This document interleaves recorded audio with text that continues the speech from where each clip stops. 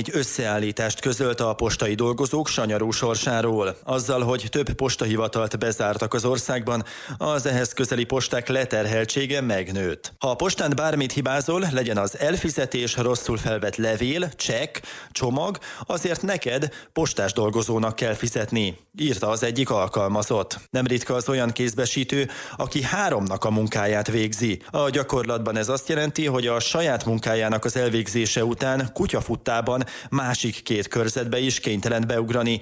Ilyenkor van az, hogy egy társasházban inkább bedobja az értesítést a küldemény érkezéséről a postaládába, és nem keresi meg az adott lakást, ahol persze joggal bosszankodnak. Most mehetek be a postára, pedig itthon voltam. A fizetés miatt sokan lázonganak, sokan a minimálbér közelében dolgoznak, ami jelenleg bruttó 232 000 forint. Emellett sokan panaszkodnak arra, hogy nagyon kényelmetlenül érinti őket, hogy a szokott postai szolgáltatásokon túl lakás vagy életbiztosítást, állampapírt, sorsjegyet kell az ügyfelek nyakába sózniuk. Ezt ők csak tukmálásnak hívják, az ügyfelek sem szeretik. Mindezért nevetségesen kis jutalmak járnak, ha mégis sikerül egyet-egyet eladniuk. A portál szerint 60 000 forint értékű csoki játék ajándéktárgy után 1000 forint, 200 000 forint értékű csomag után 5000 forint jutalék jár a dolgozónak.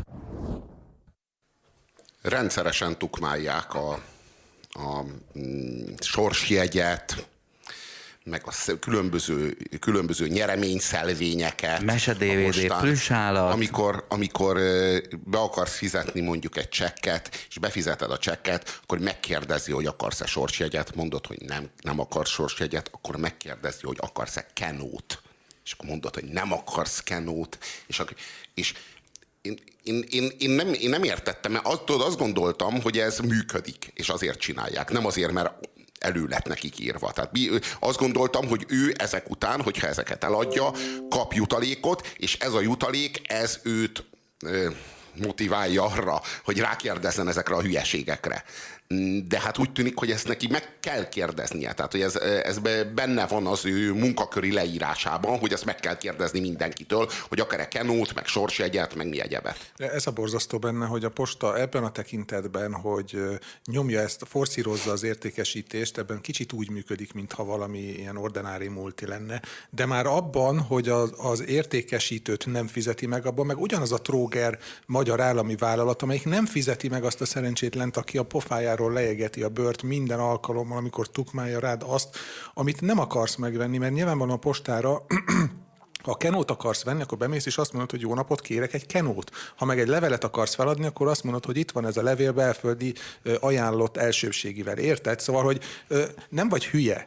Odamész, és egy szolgáltatást akarsz. Nem vagy hülye, mert az emberek ráadásul nem is veszik meg ezeket a fosokat. Nem egyébként, mert nem jók valószínűleg, vagy nem relevánsak, de mondjuk egy üdítő lehet releváns. Azért az impulzus vásárlás intézménye működik. Nem véletlenül nagyon hasonló termékek vannak minden kasszánál. Ez a rágó, üdítő, nem tudom, posztit, ceruzaelem, annyira ez ez kimaradt, akkor ebből veszek egyet. Most ezekkel lehet operálni, de egy mese-DVD az nem ilyen termék. A sorsjeggyel való felülütése a kosárnak, amit ott éppen teljesít, az nem igazán irreleváns, csak mondjuk az tudod, hol működik? Ha én bemegyek lottózni, és megkínálnak egy kenóval, az releváns. A postán egyszerűen nem tudom, hogy mi lenne az, ezért gondolom, hogy sokkal inkább így a napi komfortomhoz hozzájárulnának, és akkor megint a rágóüdítőnél vagyunk, akkor hát több esélyük lenne. Ugyanakkor én ezt meg méltatlannak gondolom ezekkel az emberekkel szemben. Tehát én mindig türelmesen végigmosolygom. Szerencsétlen pénzért, amit kap ezért. Igen, mert azért aki postára megy el dolgozni, az nem egy ilyen értékesítő vénájú ember, aki azt mondja, hogy ne tudjátok meg, hogy az plüss állatgyártó cégek be fognak dőlni a termeléstől, annyit fogok én itt eladni, hanem ő szeretne egy jól körülhatárolt, biztos munkahelyet, hajlandó ezért nem egy olyan nem egy olyan de versenyképes fizetést felvenni, de le van írva, hogy ekkor kell bejönni, ekkor zárunk és mehetsz haza, ez a feladatköröd, ráadásul még be is öltöztetik őket ilyen szép ruhába, hogy jobban elhiggyük, hogy nem fogják felbontogatni a postánkat. Tudod, az egyenruha az mindig valami bizalomnövelő, nem arról van szó, hogy itt tintapacák fognak menni a bőrükre, ami kikezdi a hámsejtjeiket. Ez nem úgy munkaruha, hanem ez ilyen tüchtigeskedő munkaruha. Szerintem kellemetlen, nagyon sok emberkontaktot kell végigülniük úgy, hogy nem feltétlenül a szívügyük, hogy egy nap 500 emberrel bájologjanak, és ezeknek egy jó része valószínűleg panaszos, problémás, vagy ha valaki problémás, akkor a mögötte érkező majd az megint a postásnak fog panaszkodni, és ezek között, a körülmények között az elvárás, hogy ő legyen egy ilyen ügyeskedő, balatoni, trafikos mentalitású ember, aki a gumisejtőernyős műanyag bábú mellé még egy kacsintos pénztárcát el tud nyomni. Behoz.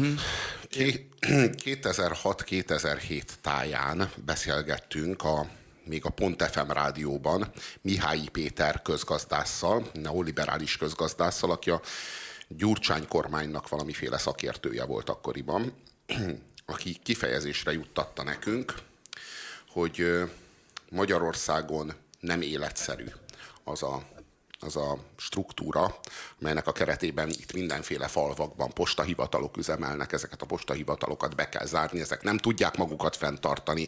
Felmondta nekünk ezt a neoliberális krédót. Ezek a vasútvonalak, egyszerűen senki nem jár már le ezekbe a falvakba, ezeket a falvakat is kvázi... Ezek az orvosi rendelők, ezek az iskolák. Igen, nem, ez a tisztaság. Ezek a közszolgáltatások olyan helyeken, ahol nem éri meg. Hát ő közgazdaságilag levezette azt, hogy a magyar állam jelenléte postahivatalok által, óvodák, iskolák által, rendelőintézetek által, önkormányzati hivatalok által, úgy általában a magyar állam jelenléte a kis településeken továbbá nem fenntartható, mert ez is csak egy gazdasági kérdés. Ez nem a magyar állam étoszához, vagy a magyar állam önképéhez, vagy a magyar államnak a társadalomhoz való viszonyához tartozik, hanem ez is egy közgazdasági számítás tárgya. Ha ez nem éri meg, ha ez mínuszos, akkor ezeket igenis föl kell számolni, mert nem fenntartható. De akkor a BKV-t is ezek szerint. Tulajdonképpen nem. A BKV-t nem, mert Budapest egy nagy város, ahol a BKV igenis tud profitot termelni, vagy legalábbis fent tudja magát tartani, de a kis településeken igen, a tömegközlekedést is föl kell számolni, járjanak biciklivel, vagy járjanak autóval, ha tudják, ha megtehetik, ha képesek rá. Ha nem, akkor meg költözzenek fel a legközelebbi nagyobb településre, ahol még van posta, ahol még van üzlet, ahol még jár a tömegközlekedés. És tulajdonképpen Mihály Péter akkor 2006-2007 táján elmagyarázta nekünk, hogy a kis települések nem fenntarthatók, a kis településeket fel kell számolni. És akkor így visszahőköltünk ebben a beszélgetésben, hogy úristen, valahol felsejlett a nemzeti radikális földindulásnak a képzete. Valahogy felsejlett az, hogy ha ezek még akár pár éven keresztül még tovább itt vannak, akkor valami olyasmi fog történni az országgal, mert a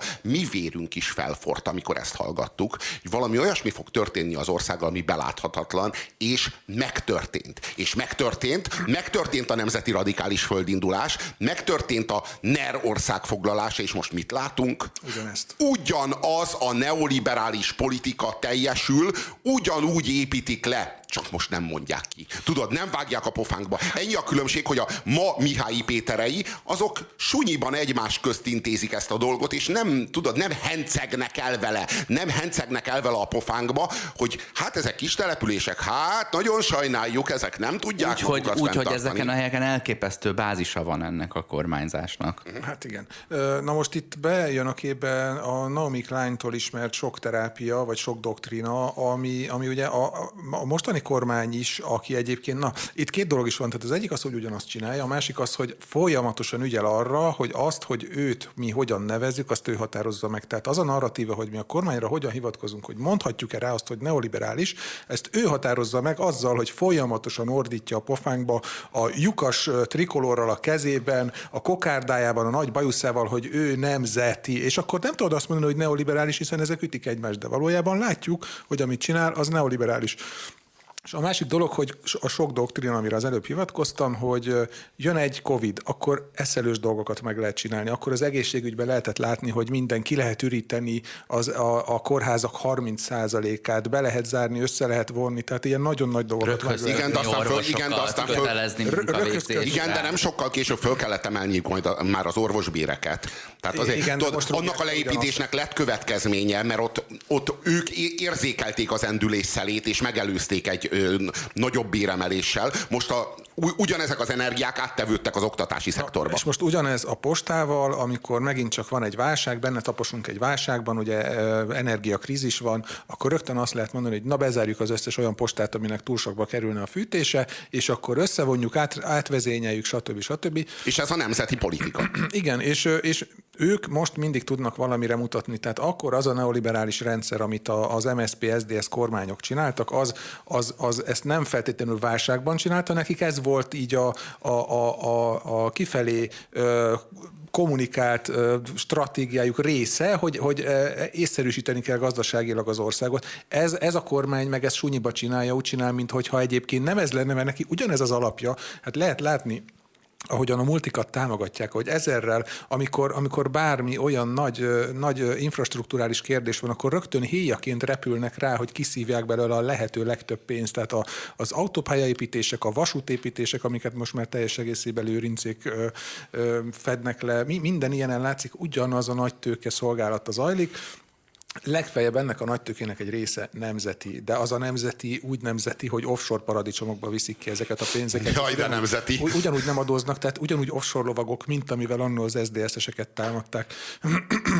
Visszatérnék konkrétan a postára. Én a postánál már tényleg évtizedes tapasztalatom az, hogy amióta megjelentek a nagy futárcégek, és azok folyamatosan piacot nyertek vagy szereztek, a postánál mintha egy tudatos lerohasztás zajlott volna, mint hogyha az lett volna a koncepció, hogy a posta az veszítsen teret, hogy az szoruljon vissza, hogy az legyen egyre kisebb szereplője a piacnak, miközben óriási előnnyel indult, hiszen egészen elképesztő méretű infrastruktúrája van a mai napig. De ez kénytelen is elszenvedni, tehát tényleg egy csomó mindent el tudsz elektronikusan intézni. Mondjuk csekkel sorban állni, az tényleg időpocsékolás, csak még élnek emberek, és 20 évig ez még így lesz, akiknek ez a természetes módja, és nehezebben állíthatók át, avagy nem fognak átállni, az ő kedvükért nyilván kell valamilyen változtatás, mert nem tudja befizetni a rezsiszámláit, ha nincs egy postahivatal.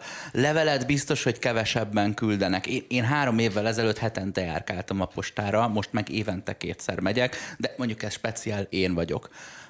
Viszont nem ugyanúgy néznek ki a régi postahivatalok meg az újak. Amikor a Mamutban kinyitott az a Hodály nagy posta, ahol egyébként tök gyorsan el tudom intézni a dolgomat, ott egy külön shop van, és kevesebbnek éreztem a tukmálást, és nem volt kiállítva annyi plusz állat, meg mese DVD, és azt hittem, hogy akkor ebbe az irányba megyünk, és csak a régi ilyen jockeying irodalambériás postahivatalokban próbálják magukat ezekkel fenntartani, de egyszerűen nem értem, hogy akkor ez nem egy egységes irány. Robinak igaza van, hogy nem kell ebből profitábilis legyen, csak hogy onnantól, hogy a postai szolgáltatásokat liberalizálták, úgy, mint az áramszolgáltatást vagy a telekomot, innentől bárki indulhat kvázi privát postacégként, és onnantól kezdve ez a szolgáltatás meg kell álljon a lábán. Talán az volt az embertelen, hogy liberalizálták, hiszen egy nagyon alapszolgáltatás árai fognak ettől felmenni. Mint ahogy megint csak MSZP SZDSZ kormány talán az utolsó alatt volt az, hogy a kókáék be akartak szállni a volánbusznak azokba arra az üzlet részére, ahol nagyvárosok közötti távolsági buszközlekedés van. Tehát nem akartak lemenni arra a szintre, ahol a kisfalvak között ugye 2 darab marininit kell elszállítani per nap, hanem arra a szintre akartak, ahol Miskolc-Budapest között naponta, 50 000 embert kell busszal szállítani, aminek rohadt nagy piaci értéke van, és ők azt akarták, hogy ezt nyissák ki számukra, hogy oda be, azt hiszem az Orange-nak hívták a kókáiknak a cégét, oda bejönnek, és akkor lekaszálják azt a részét a volánbusz piacának, ami profitot tud termelni, meghagyva neki ami azt, eltartja a kicsiket is. Igen, ami lehetővé teszi azt, hogy Marinéni is bejusson Máté Szalkára, nem tudom honnan. A fideszes elit nem politikai tartalmi tanulságokat vont le a gyurcsányista elitnek az országlásából. Nem az lett a következtetés, hogy az ő politikájukkal szakítani kell. Kommunikációs következtetéseket vont le. A kommunikációjukkal szakítottak. Valójában itt nem azt szeretnénk látni, hogy 2010-ben megváltozott Magyarország politikája. Sok tekintetben valóban változott Magyarország politikája, nem pont 2010-ben, de az alatt a 2010-et követő évtized alatt Magyarország a nyugatos külpolitikáját átfordította egy keleti nyitássá. Számos változás tapasztalható, de gazdaságilag, szociálisan gyakorlatilag nincsen változás. Szerintem fel is gyorsult. Hanem a kommunikáció. Két dolog a különbség. A Gyurcsány az egészségügyi rendszer privatizációját 1-2 év alatt akarta megcsinálni, Orbán Viktor meg 10-20 év alatt csinálja meg. Ez például egy különbség. Ugyanazt csinálják, de Orbán Viktor sokkal lassabban, és ezáltal, tudod, lassan melegíti a béka alatt a lábost. Mert ha gyorsan fölmelegíted, a Gyurcsány csinálta, a béka kiugrik a lábosból, ez történt. Orbán Viktor nem követi el ezt a hibát, és lassan melegíti a lábost. Most a következtetés az az, hogy nem a neoliberalizmussal volt a baj, hanem a neoliberalizmus bevallásával, a neoliberalizmussal való arrogáns kérkedéssel, hencegéssel. Kóka János volt ennek a szimbóluma, aki belevágta a pofánkba, hogy hát igen, ami nem tudja kitermelni a saját működési költségét, arra az államnak nincsen szüksége, az állam is csak úgy működik, mint egy vállalat, hogyha nem profitábilis, akkor azokat a szektorokat, vagy azokat a szolgáltatásokat igenis le kell építeni, és a magyaroknak a vérük felfort valóban. Nagyon beszédes, hogy jelenleg Kóka János Orbán Viktor oligarchiájának az egyik pillére együtt utazgat kormánydelegációkkal. Bizony, diplomata útlevéllel ez a gazember Kóka János. Csak egy van megmondva a Kókának. Keresd a pénzt. Mi segítünk neked üzletelni. De te soha nem nyilatkozhatsz a mi nevünkben, te soha nem fejezheted ki a mi összetartozásunkat, és akkor megengedjük, hogy a te személyedben, János, a Gyurcsánynak is legyen egy strómanja, a Gyurcsány Ferencnek is lehessen egy Mészáros Lőrince.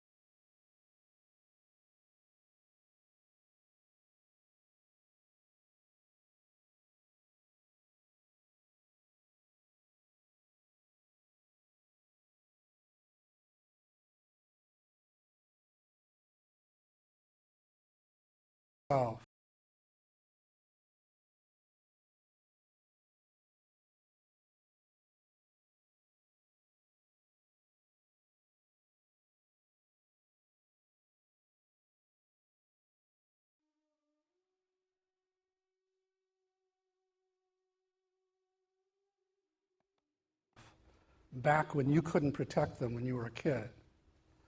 And they're like parentified children. You know what I mean by parentified children? They're little kids who got forced to be like parents because the parents abdicated for some reason. A third is the reharmonizing of this inner system. So not only are they in better roles, but now they begin to get to know and collaborate with each other, in which case, as you do this, people feel more and more unitary, feel more and more integrated, even though the parts still exist. So in contrast to the DID field or lots of other fields that see the parts, the trauma field often sees the parts as the product of the trauma. And this goes back to Pierre Genet. Pierre Genet was all about parts, but he pathologized them by saying trauma creates them. It splits the brain, it splits the mind into these things. They're shards of the vase. The goal is to put them back together into one, so they disappear. And that remains the goal for many trauma therapists. Our goal is totally different. It's the reharmonizing. So again, it feels sometimes like they're not there anymore, but it's just because they don't stand out, because they're not so extreme. But they don't disappear, they just are now operating in the way they're designed to operate. And they're all very, very valuable. Structural dissociation does pathologize parts, yes. The question is, when does this emerge? So my position is we're born with some parts online, like infant researchers will talk about 5 or 6 discrete states that infants rotate in. So for me, those are the parts that are there in the beginning that you need to make it as an infant. Yeah. And then the others are dormant, but they're there, and they come out. It's almost like a time-release capsule. They come out when the time is right for their role. So those of you who have children might remember that night when you put to bed this compliant little 2-year-old, and then the next morning, this kid is saying no to everything. Do you remember that? It's like that little assertive part debuted overnight. And to add to that, a lot of the healing, actual healing, is what we call unburdening. It's helping the parts release these extreme beliefs and emotions that are driving them. And when they do that, they immediately transform into their naturally valuable states. It's kind of seems impossible, seems like magic. I didn't believe it until I saw it over and over. Yeah. Yeah. Could you say more about the parts' relationships to each other? Like the protectors seem to know. Yeah, so what are the parts' relationships to each other? So, speaking of some firefighter activity here. So, polarization is a big concept in IFS. So when one part gets extreme in one direction, typically another part will have to become extreme in the opposite direction. So if you've got a firefighter that makes you drink too much, you're going to have a critic, a manager who's forced into the critical position of trying to contain that drinking firefighter. And it'll get more extreme the more the firefighter does its job. So the analogy would be to, let's say you're working with a family and they've got a very vulnerable child, and they polarize about how best to parent that child. The father feels like, I've got to make him tough so that the world doesn't get to him. The tougher the father is on him, the more overindulgent or too soft the mother becomes, and so on. Same as in this, it's all parallel. The inner system is exactly the same, the way it operates as not just families, but also corporations and countries. And I've been writing some about our country, the U.S., and the exiles in our country and why that's driving the primary firefighter who's in charge of our country, whose firefighter activities are tweeting in the middle of the night and so on. So, what? Yeah. What if you have a conflict where the client, the self, wants therapy, wants to heal, Yeah. and there are other parts that are suffering and want to heal, but there is a part that says, I don't consent, I don't want to change, I don't want to heal, I don't want to do this. That's every client. Right.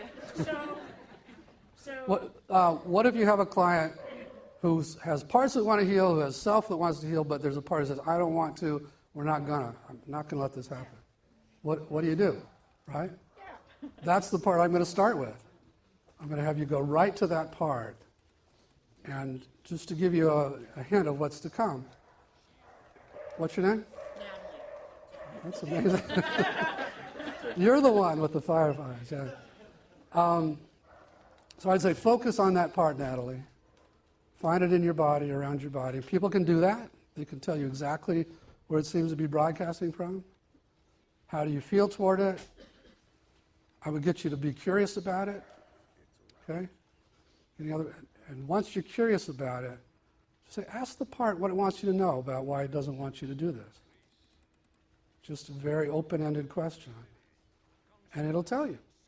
Right, but if it says, I'm fine, I don't need this, Okay? I'm done. So it says, I'm fine, I don't need this, I'm done. So the follow-up question is, ask the part what it's afraid would happen if it let this happen. What's it afraid would happen? Nothing. My life is okay the way it is. Okay. All of this, I've been to therapy a bazillion times. Everybody here? It's never worked. Can you guys hear in the I'm back? okay. No? Oh, okay. This is only for the video. Yeah. Sorry. Okay, so I would say, let the part know that we get that it's feeling like it's not necessary, and we honor that, and I would just do a lot of appreciation of this part and how it's tried to help in different ways, have you form a relationship with it, and come back to some of those questions. And now it's willing to talk about what it's afraid would happen if you actually did it, and then we negotiate. So, yeah, you'll see that. You'll see some of that in the videos. Yeah. Can parts be fused or blended? Can parts be fused or blended with self? Yeah. Yeah. I'm trying to access. So parts often are blended. That's our term, actually. When you come in, self's in there, but it's blended with lots of other parts. And in the process of getting them to separate, you're getting more and more access to self that's in there. So that's what we call unblending. And simply having somebody focus on a part and find it in their body creates a little unblending, because now they're noticing it rather than being it. So, yeah. Just a follow-up to that, can parts be blended with each other as well? Not so much. It doesn't happen so often. Yeah. Yeah. Working with the suicidal, okay, great. Just to trigger your anxiety. Yeah, awesome. I have lots of parts reacting to this. So I know that you mentioned a part can present as a manager and a firefighter, and I'm just wondering if you could speak more about how would a suicidal part, how do you tease out a suicidal part presenting more as a manager versus a firefighter? Because I imagine the intervention for the firefighter might need to be more significant than for a manager. Does that Not so make much. sense or no? No. I guess I'm asking, when do you need to get really concerned about somebody Yeah. wanting to kill themselves versus this is, yeah, okay. Yeah. So I get it. Thank you for taking the mic. So there are managers in suicidal places, and then there are firefighters.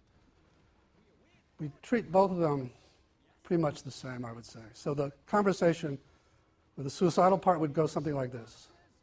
What are you afraid would happen if you didn't kill her? Two common answers to that question. What do you think they are?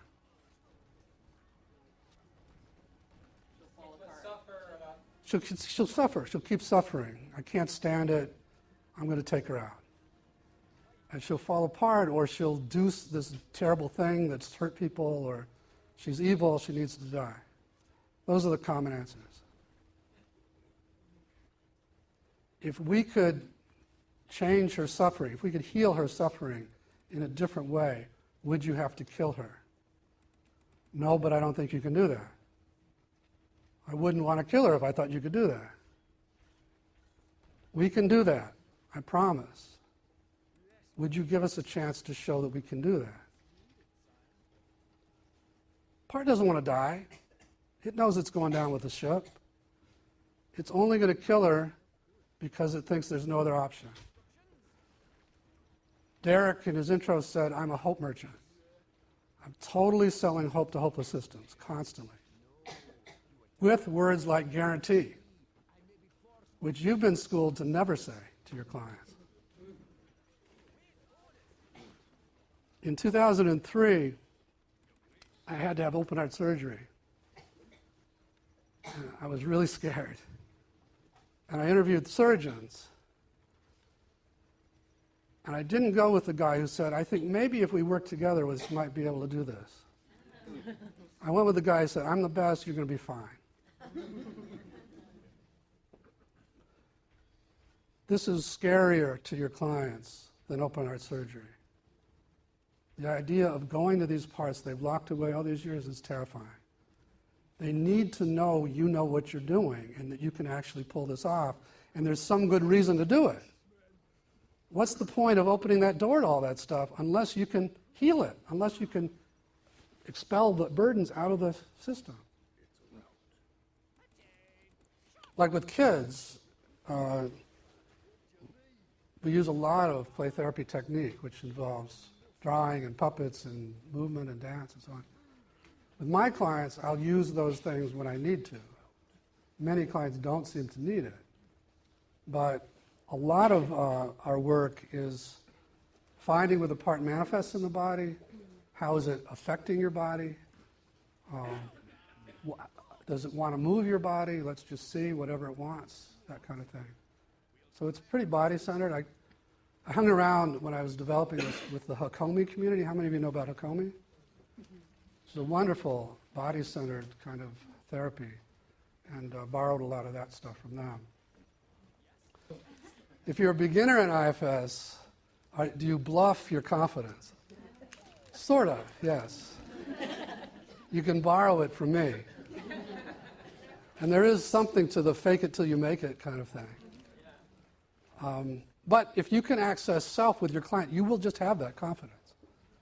So, yeah. And let me just follow up on that. And a lot of our training is designed to help therapists get to know their parts and their self, and know when you're with a client, if you're in a part or you're in self.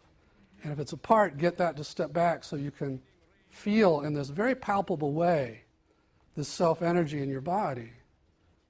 So I don't work with anybody until I've really got that in my body. And the work is so much more effective when you, the therapist, can be in this place. Yeah. Do you sometimes have to work with protectors for months before you get to an exile? And the answer is yes. And a lot just depends on the client's horrible background and level of trust in people in general, and how much the protectors trust you. But a lot of that depends on how much self you're bringing to the client. So I can, in demos or in one-session consults, get to places that might take other therapists a long, long time, because their protectors sense my presence, and they sense the safety of it, and the lack of judgment. All parts are welcome. And that really, really helps them drop their weapons quickly. And that's taken me 30 years to cultivate. So.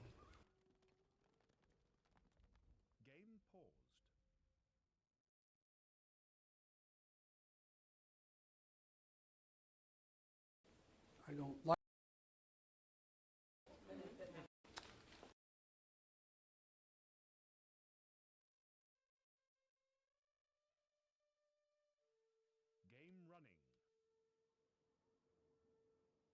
Your army is at its maximum size.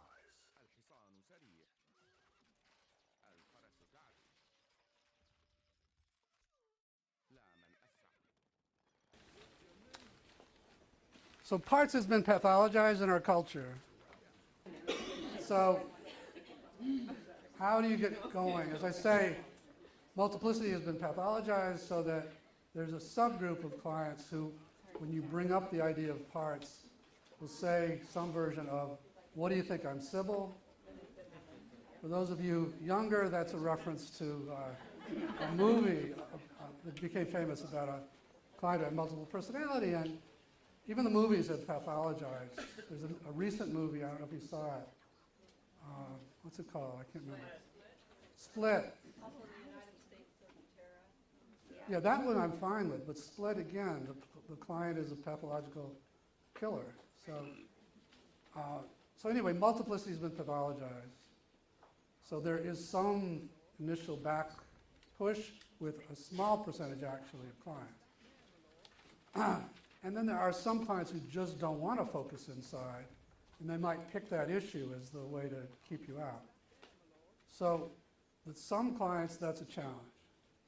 But in general, and I still work with clients that don't know anything about this, I will, what's your problem? They tell me their problem.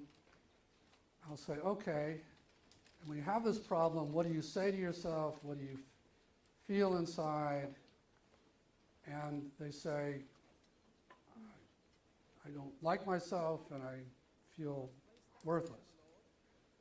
And I, like you, learned in graduate school to do reflective listening and feedback what they're saying. But I'll add the phrase, so part of you does this and another part of you does that. And so part of you says you're bad or whatever it said, and another part of you feels this way. Is that right? And virtually no clients say, what are you talking about parts at that point?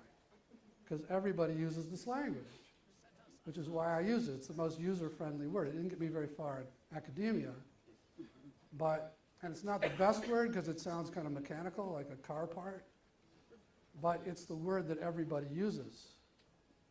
So they'll say, yeah, that's right. But if I said one of your internal objects and another of your subpersonalities, then you do get that pushback.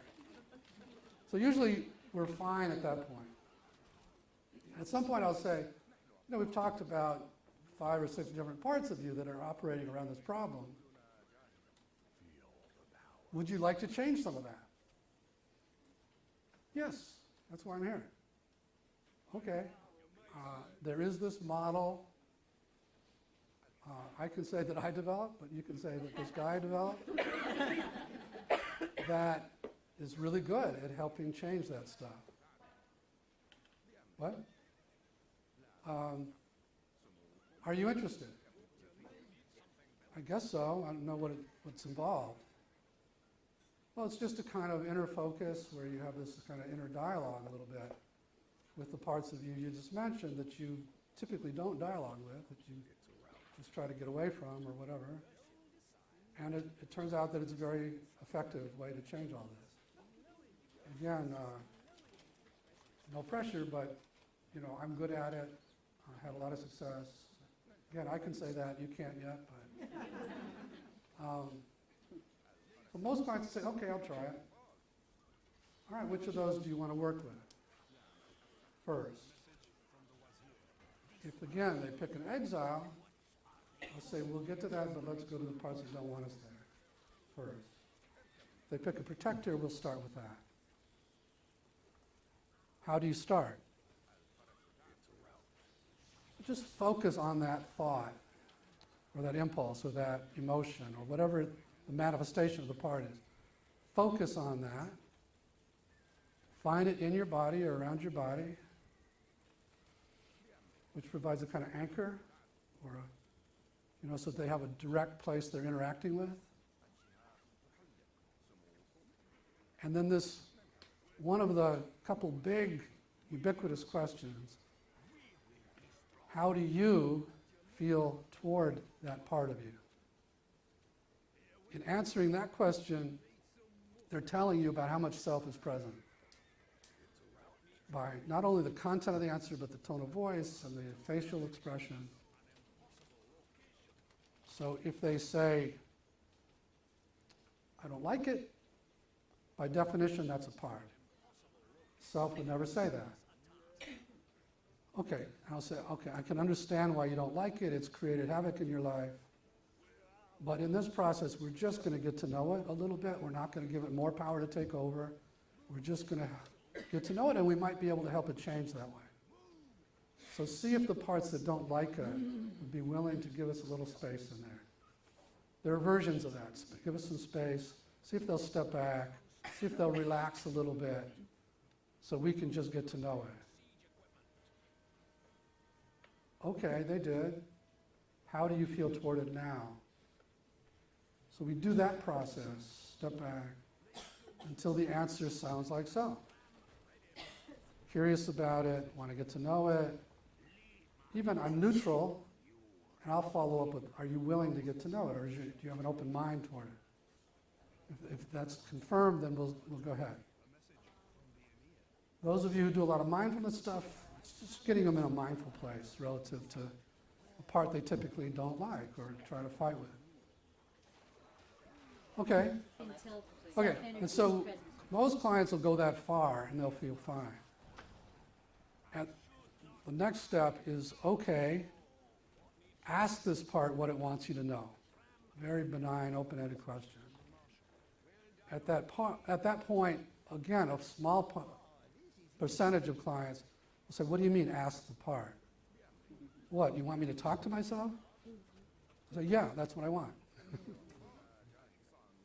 But if they need it, I'll step out and I'll explain it more and I'll normalize it and I'll say, you know, I've got parts and I do this and we all have them and here's this book on it if you want to know more about it, which is the intro book that I think is here. So I'll take my time and some people, this is too weird. Okay, and I'll back off and I'll do something else and I'll find ways to connect with them. And then a couple, 3 sessions down the road, I'll bring it up again. Oh yeah, there's this part and there's that part. So the issue was they didn't trust me enough yet. And they just said, this is too weird. So anyway, that's a lot of the beginning stuff.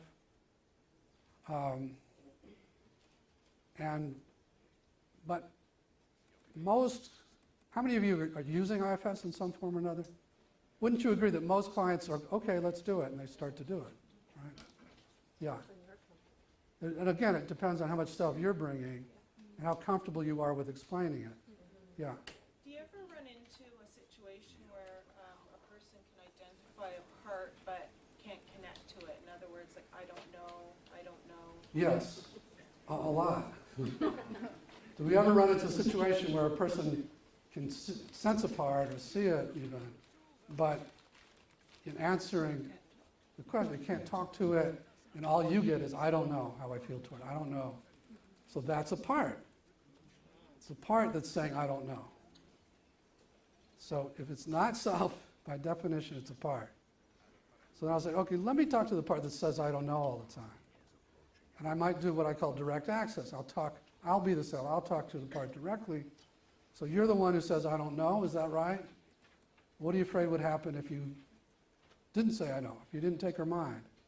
What are you afraid would happen? And you'll get an answer most of the time. And then we'll negotiate with it. And often I can get it to step back, and now the client does know what she feels. Yeah, so there are clients who have developmental delays or learning disabilities.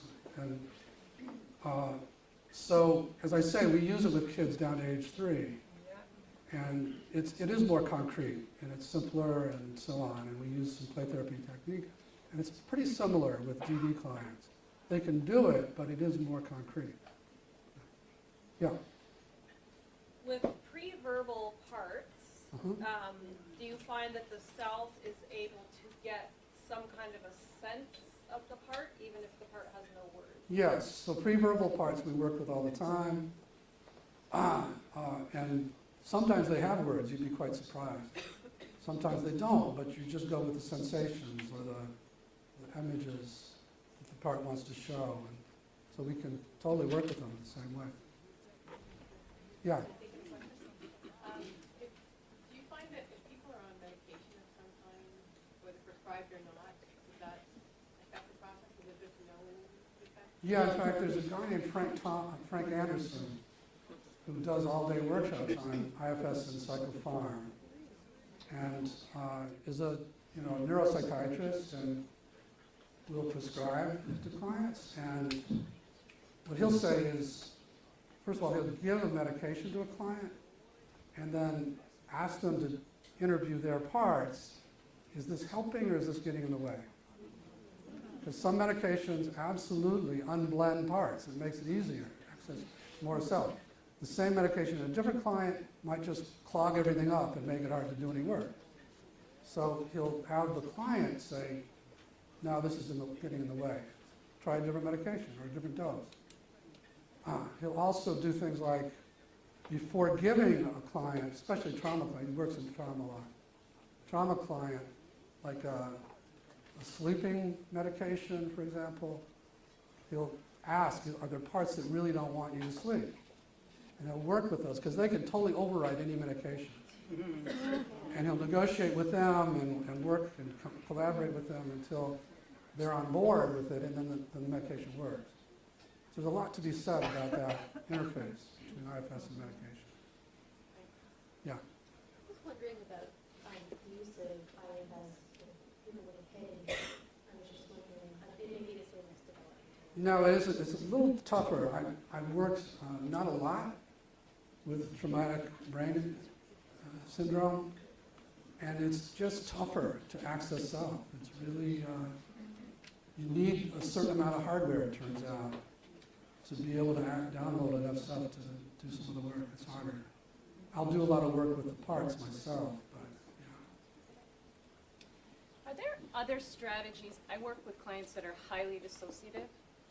I work with clients that are highly dissociative and have many parts and can shift between them like really quickly and rapidly. And so sometimes it's hard to even get to a target part to know who's going to slow down enough to actually let me ask those questions. yeah.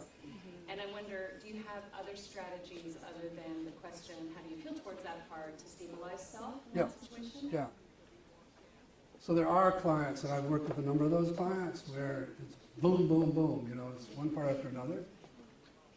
What I learned down the road was to ask the part, like if you get a few minutes with one part, does somebody send you out here?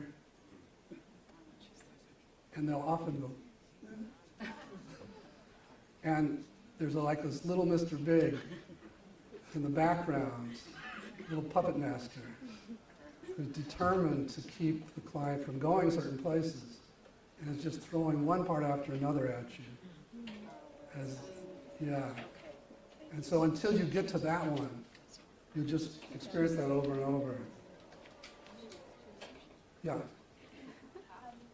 you have clients that don't have a protector part? They just come in and it feels like They're just pure exiles. yeah. Absolutely.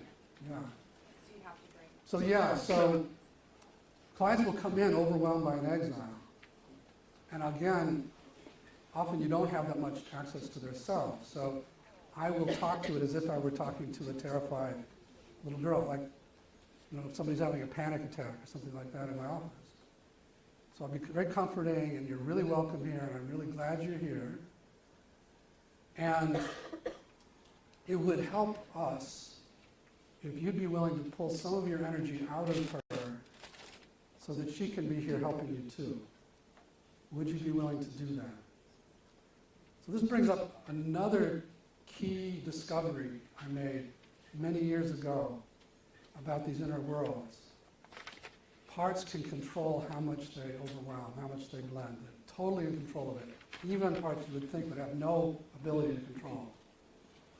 And if you can convince them it's in their best interest to separate, they can do it. So most of the time, when an exile totally takes over, it's really afraid if it gives any separation, you're going to lock it up again.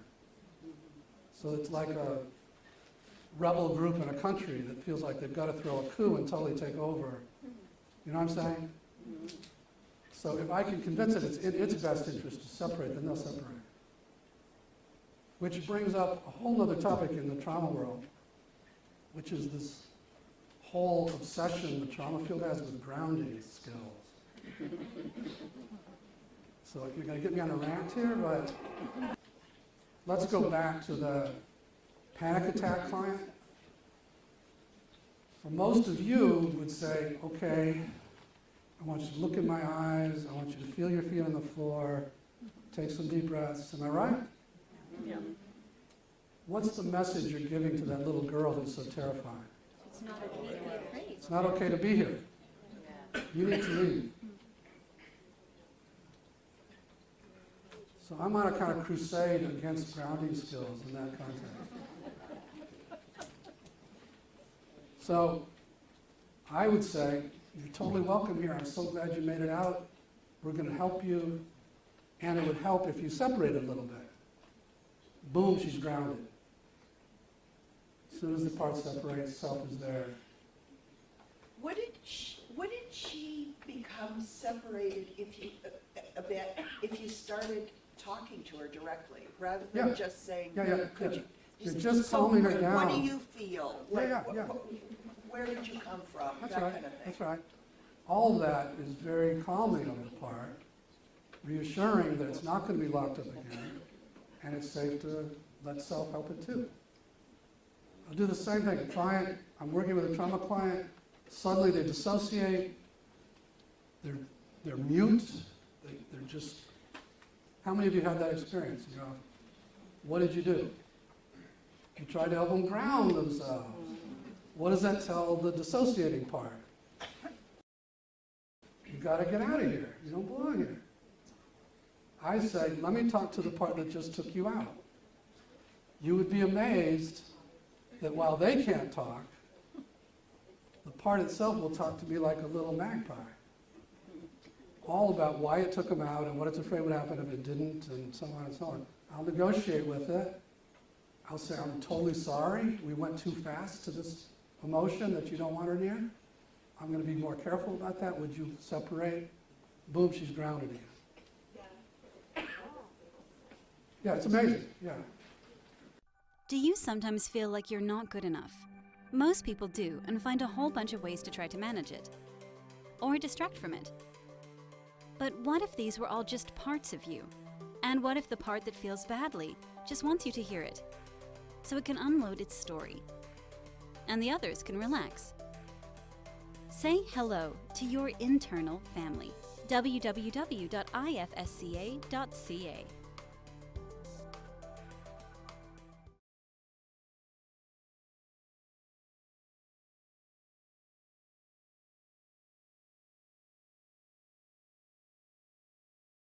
Do you have clients that trigger you?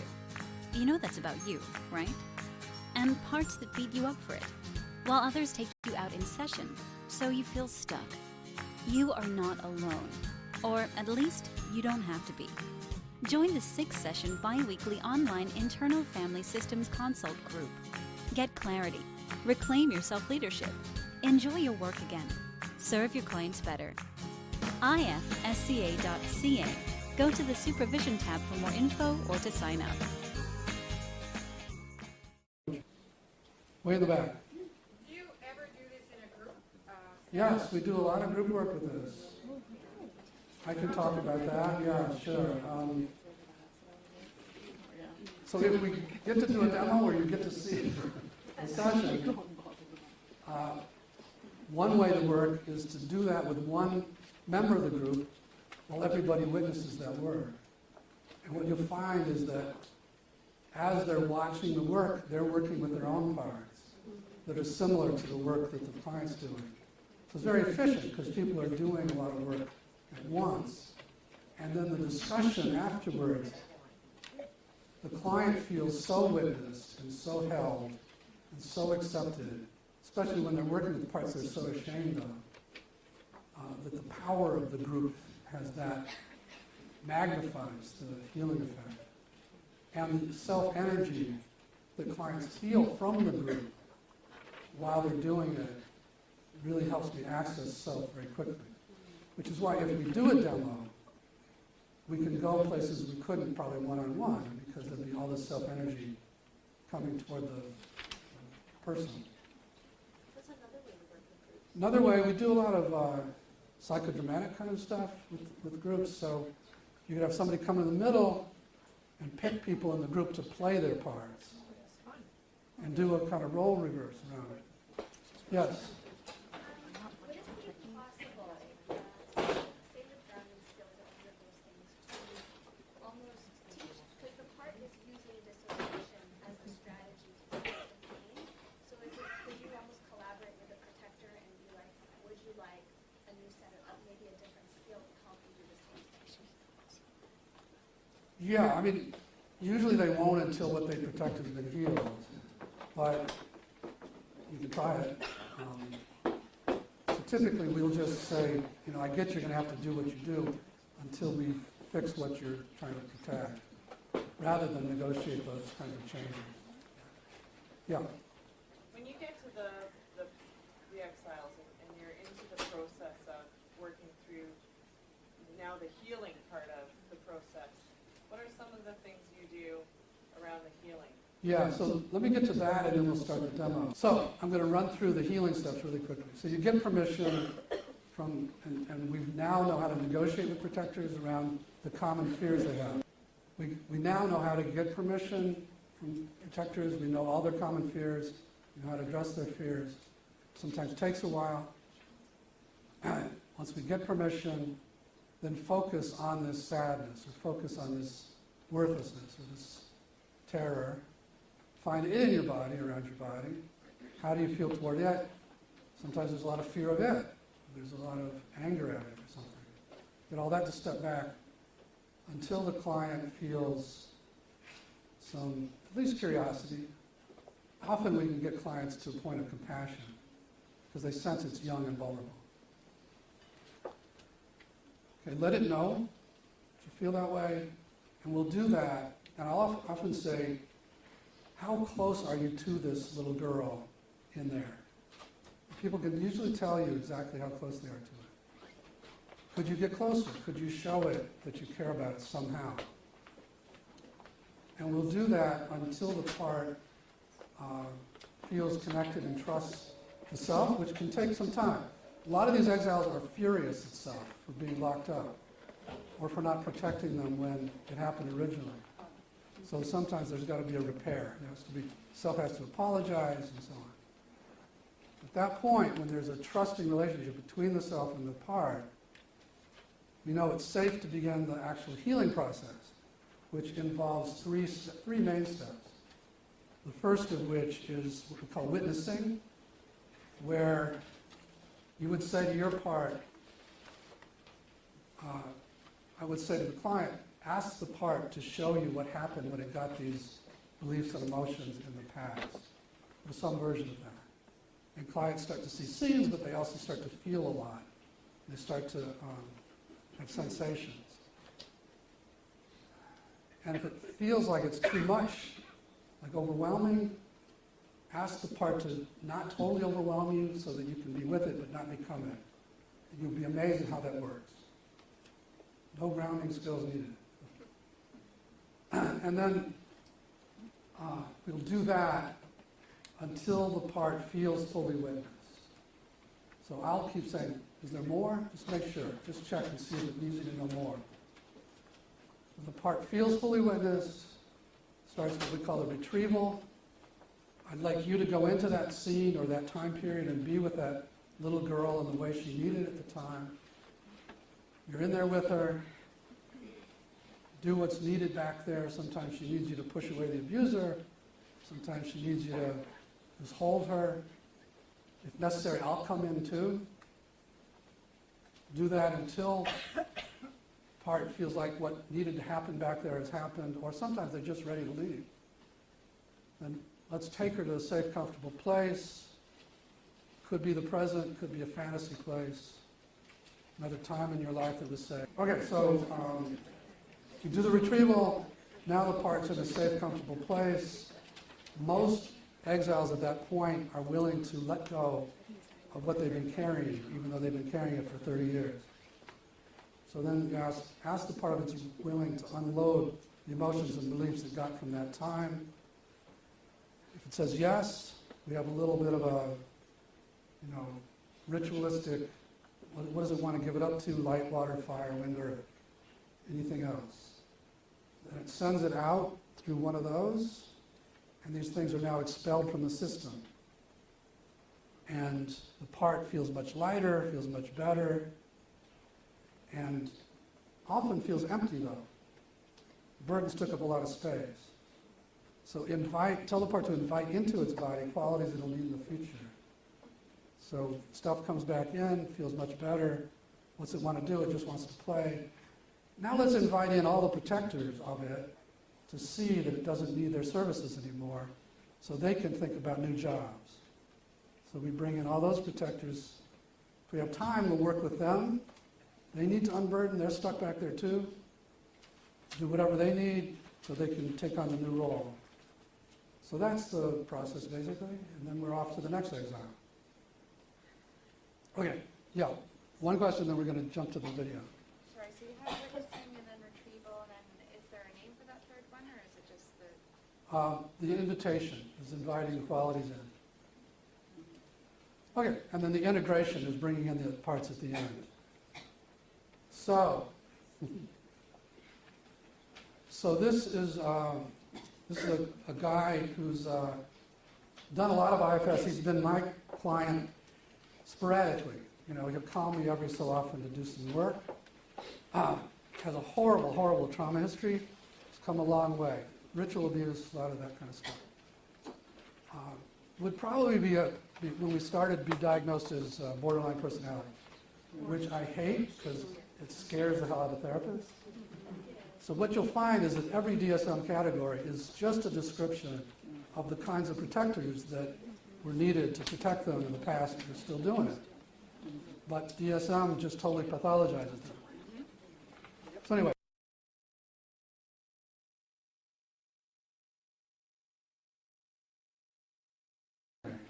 So I love this video for a number of reasons. One of which is it shows that these protectors aren't what they seem at all. And that they often are kids themselves who got forced, like in Lord of the Flies, you know, like had to be the warriors, but they've got a lot of vulnerability themselves. And we often gloss over them and try to get to the exiles. And that statement the part made of, you try to go for a caring and you get Urburst and you're trapped and there's no turning. And of course, you get this conclusion, this burden, I don't belong with people, I just gotta, and like I've worked a lot with offenders, people that committed big crimes. They've got the same damn part, only they weren't successful in getting it exiled, to not hurt people. It's basically the same part. And it's got a story, and it's got a right to be loved, like everybody else. And people vilify these rage parts because they can be so scary. I mean, that's the other thing I like about this, because it so clearly shows that simply by getting parts that are terrified of this one or hate it, so want to get rid of it, just negotiating with them to step back, how do you feel toward it now? You get more and more self. I'm getting more and more self, to the point where now he feels compassionate toward it, can go sit with it, be with it. Yeah. Do you ever find it helpful to move the protector away a little bit, 10 feet away, so it doesn't get blended with self? Yeah, sometimes that's what we're doing. We're asking him to step back. I thought he was right next to him. Oh, I see what you mean. We didn't need to do that because he was willing to let self be there without. Yeah. If you're starting to witness to the part, does that mean, if you're starting to witness to the part, does that mean you're going to treat the manager as an exile?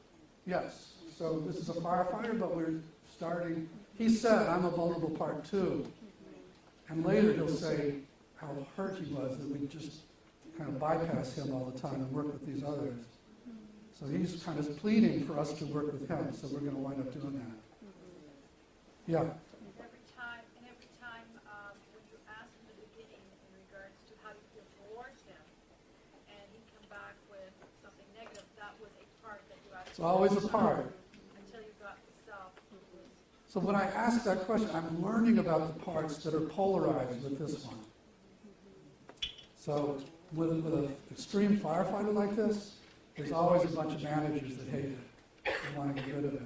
So I'm asking them to step back so we can get to know it and maybe even help it not have to do this. That's my sales pitch.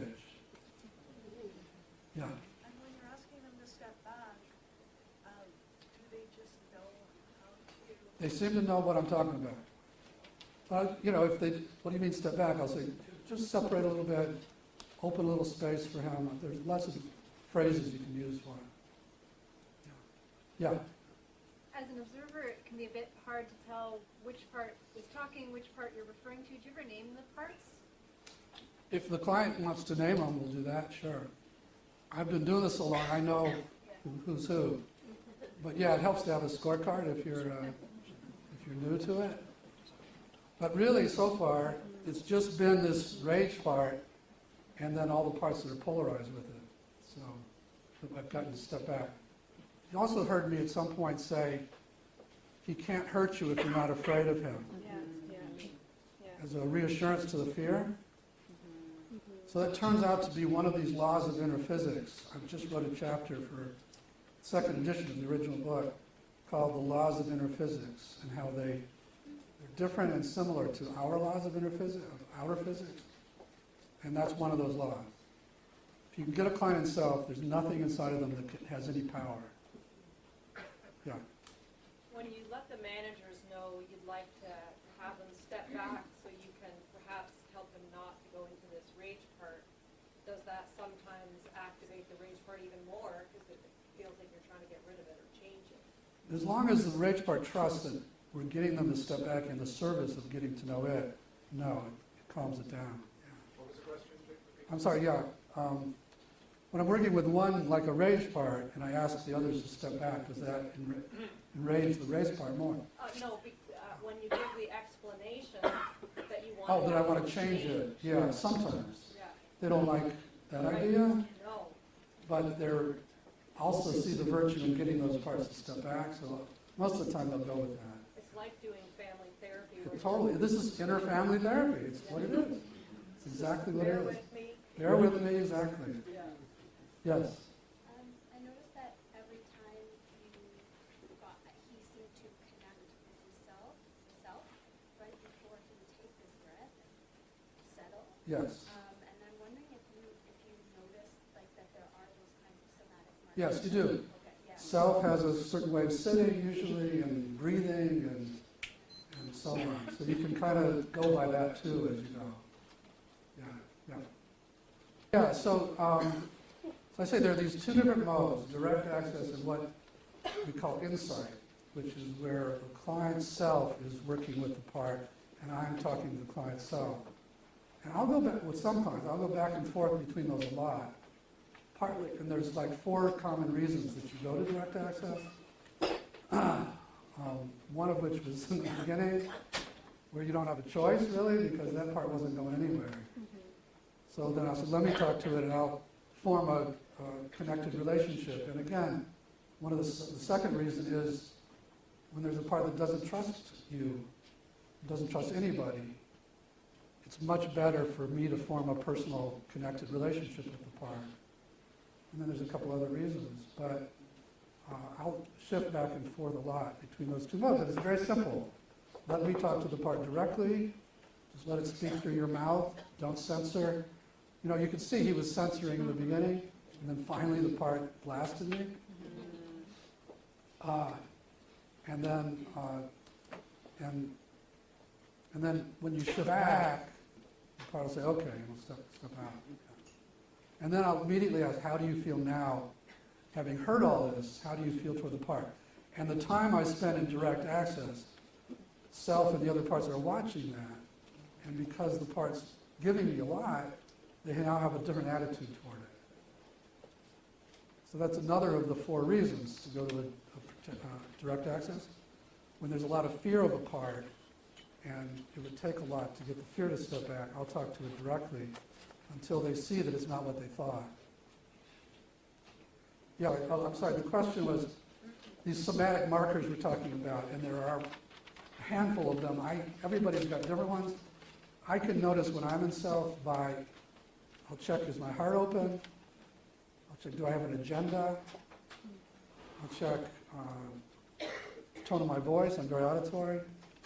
So I'm noticing that all the time.